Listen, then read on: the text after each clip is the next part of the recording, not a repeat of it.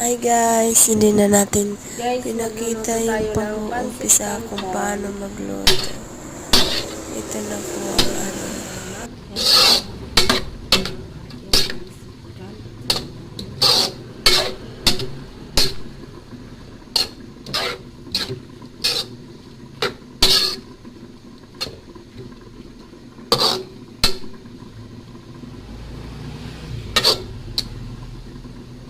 Takpan lang natin ang ating canton.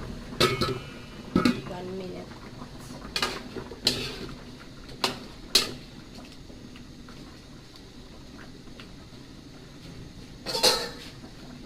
Tapos ito yung pang lechong kawali, pinapakuluan natin. Palambutin natin mabuti.